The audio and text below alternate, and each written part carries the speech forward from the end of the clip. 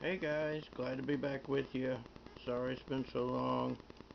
My voice took a crap on me and I couldn't talk very well, as you probably noticed in the last couple of videos that I did, that my voice was awfully cracky and sounded like a 12-year-old boy. But anyways, I'm back and I got more stories than ever for you. So, here we start with our old friend Bill Holter. Everybody loves a Bill Holter story. Gold to infinity in dollars when Putin stunts the market. A blockbuster event will be dropped from Mr. Putin in China. How much gold does the U.S. really have left, and how many times has it been re-hypothecated? In the case of no gold, the math goes to infinity.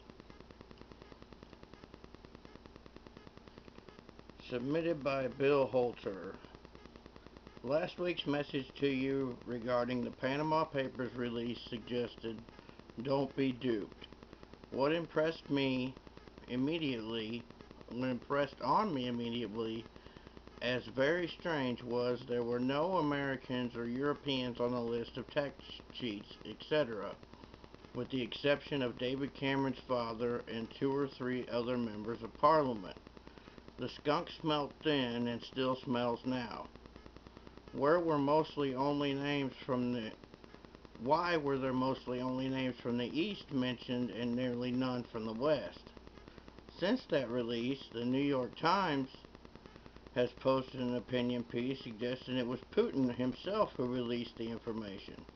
Laughable? No, not even in a good joke, or at the very least a good argument. Today we received the very same sentiments from a famed Swiss banker whistleblower who says Swiss banker whistleblower claims Panama Papers was a CIA operation. My perception of who, what, why, and where, and when continues.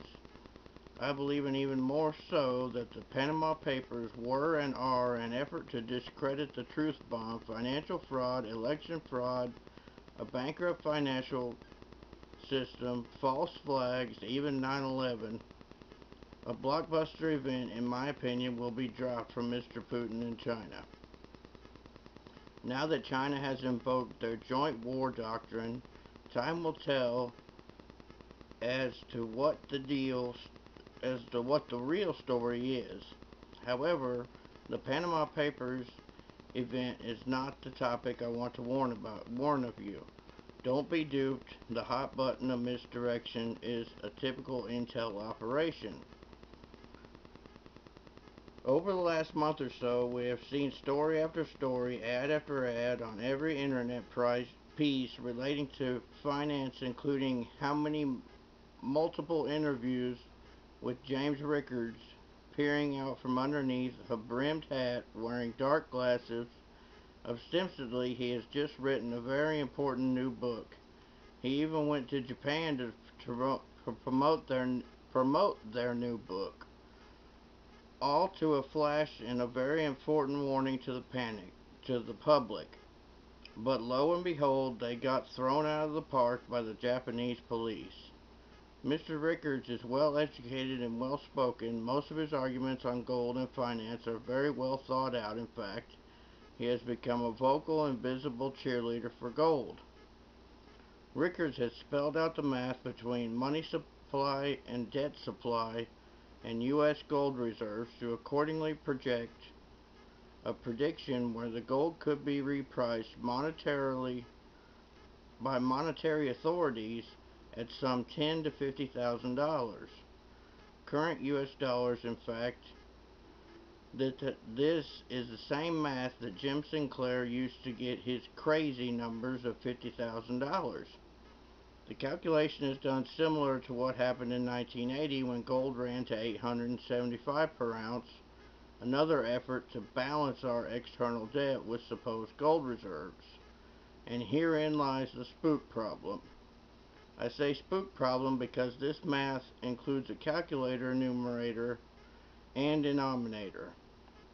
We have money supply, debt supply as the numerator, or we have money supply and debt as the numerator and gold reserves as the denominator, the calculator being Rickards.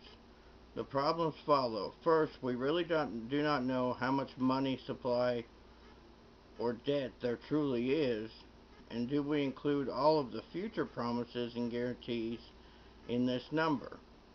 Remember, the Fed lent out secretly some 16 trillion all over the world in 2008 and 9, which was not discovered for another couple of years after the fact. We also don't know how much capital we will need to be created to prevent another financial meltdown. Next, how much gold does the US really have left, and how many times has it been re-hypothecated? A larger number makes for a higher price target, as does a lower denominator. In the case of no gold, the math goes to infinity. As for the calculator, Mr. Rickards is now saying a secret deal has been cut where the dollar will lose reserve currency status to a gold-related SDR. In my opinion, this may very well be true, but such a development would of itself necessitate more equal voting structure. As it stands now, I do not believe the East will go along with the IMF running the show using the SDR. I want to point out the IMF was originally a US-led creation whereby the US had and has control via its veto power. How exactly does changing from one paper currency to another change anything? Only that the SDR becomes an international reference point to be settled between central banks. The dollar currently is more than 45% of what the SDR consists of, and is nothing more than another USDX index in my opinion. Moving to the SDR will and can change the power of those pulling the strings to the extent that the number of gold-related SDRs each country accumulates at the IMF. The East fully knows that the score relative to achieving a balance of power based on gold. Next, Jim Rickards says that we are on a shadow gold standard, which may be true to some extent. As the old saying goes, he who has the gold makes the rules. He says the U.S. Treasury can simply raise the price of gold tenfold or more and re-liquefy the U.S. Treasury and IMF. I have news for you. There's been no true Federal Reserve audit of gold since the 1950s. You can imagine why. As a side note, I know for a fact Rickards has been advised of this issue, as I told him personally in a London Gatham conference in 2011. I saw the expression on his face when I asked if he knew there had really been no audits since the 50s. He tipped his head and slightly said, "Really? I was not aware of that." He surely does know now. Also, why, when Germany requested its gold sent back from the U.S., would it take 7 years to get just 300 tons? Will 7 years give U.S. monetary authorities enough time to herd those pesky ounces that are running free within the vault? As a footnote, the IMF claims to have 2,800 tons of gold. This is a double counting, as IMF gold has been mostly pledged from Western nations rather than actually delivered. Another real head-scratcher is Rickards' claim that the 8,300 tons of gold belongs to the Federal Reserve, so the Federal Reserve has 300 billion in gold. This is another misstatement. The gold supposedly held in Fort Knox, Kentucky belongs to the U.S. Treasury, not a privately owned institution. It is the people's gold. As for a shadow gold standard, this could not be further from the truth. The world has been on a dominant dollar standard, which is the anti-gold standard, for years. We were on what was tactically known as a petrodollar standard following the Vietnam War when Lyndon Johnson said we could have guns and butter too. Why for so far away from a gold standard is it's ridiculous. For Mr. Rickers to suggest otherwise is simply insulting. Rickers was the lead counsel for the LTCM when that fraud blew up in 1998. It has been suggested part of the blow-up was due to some 300 tons of Italian gold they were short and could not deliver. The number is probably a multiple of this. He also tells us he formerly was a consultant to the CIA and the Pentagon. This is the same saying as an ex-Marine or ex-Mafia. Is this even possible? So, as the title suggests, don't be duped.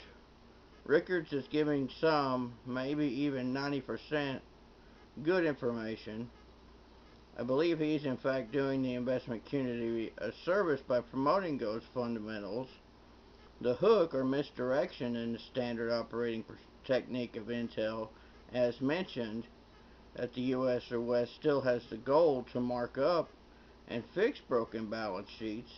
His discussion of moving to the SDR will still leave those masters in power and continue raping and pillaging of the finances of the 99% and fighting between themselves for control of world affairs. Is Rickards a modern day Trojan horse being used to whip up fervor? But keep as many things financial as possible, similar to how they have been since Bretton Woods. To finish, Jim Rickards credits the Chinese with ownership of some 3,000 tons of gold, and the Russians just over 1,000 between imports and internal production. China may have been accumulating this amount every year.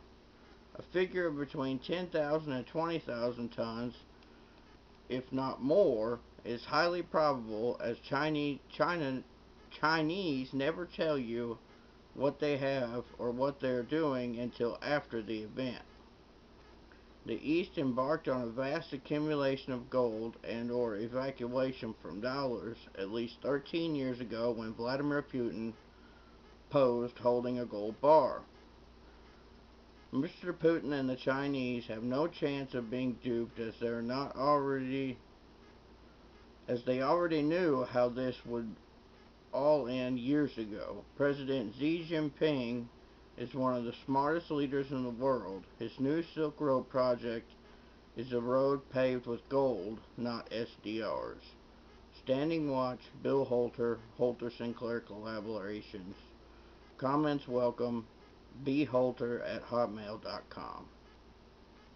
So I kind of tend to agree with him. I thought the Jim Rickards thing, with him making the rounds to all the talk shows and all this stuff, talking all this nonsense, was a little bit overdone, to say the least. But hey, that's just my opinion. They know more than I do, I guess. I guess I shouldn't say that. They may not know more than I do, but uh, them bringing up the fact that he's an ex CIA operative or whatever, it just seemed to me as they were trying to make more of a sales pitch than anything. But that's just my opinion. Anyways, talk to you soon. Keep stacking. I'm out.